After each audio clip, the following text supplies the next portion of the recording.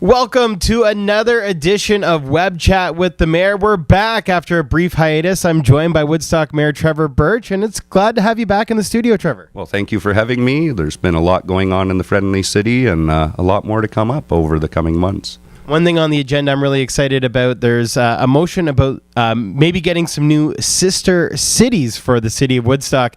Can you explain a little bit about that motion and what will happen on Thursday night?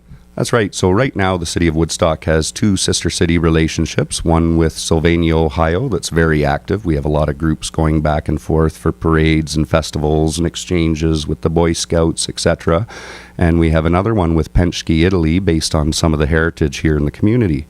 And last year, the Men's Probus Club got linked up with the Probus Club in Woodstock, England, and there were a lot of similarities. So talking with the curator of the museum, we ended up having a Skype conversation between the two clubs as well as the two mayors. So if council approves this motion, it would give us an opportunity to make that a formal sister city relationship based on heritage. And then anytime anyone from the Friendly City would go over to the UK, I would encourage you to go to Oxford, to go to the city of Woodstock, and you'll see that their city hall is the same as our original city hall at Museum Square. Another one that's very important is for economic development. So Woodstock has a very significant investment from a lot of companies here in the Friendly City from Japan.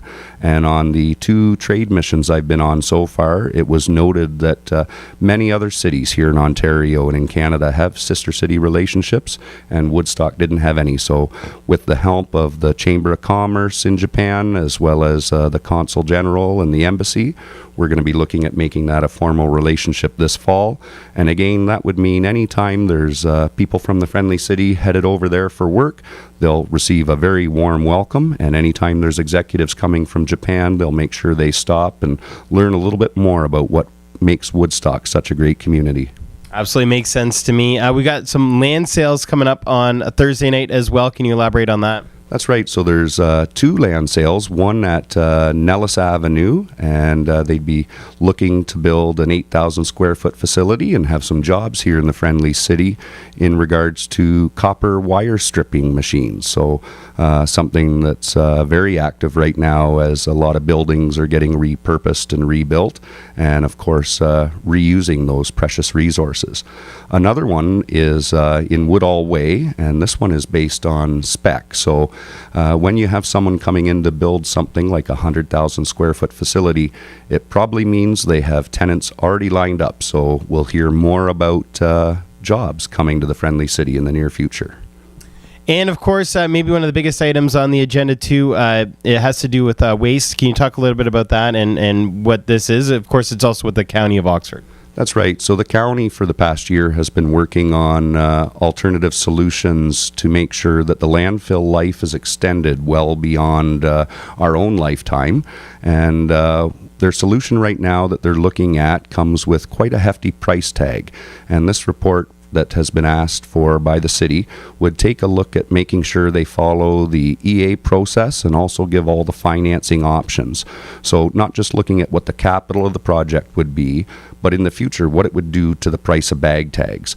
We've done a great job on reducing our waste here all across Oxford County. People use the recycling and backyard composters, and we've extended our landfill life quite a bit already with the bag tag program. So we want to take a closer look and make sure that we're not jumping into anything too quick, because we wouldn't want to see the price of bag tags go up to the point where people no longer properly deal with their waste. All right, and we're going to have the follow-up to all these stories on Heart FM News. Of course, you're welcome to attend the council meeting on Thursday night as well. I believe the stream is still available online as well, so you can watch it online too. But you know, the best way to do it, of course, is to check out Heart FM News. That's all the question I had for you, Mayor. Was there anything you wanted to add?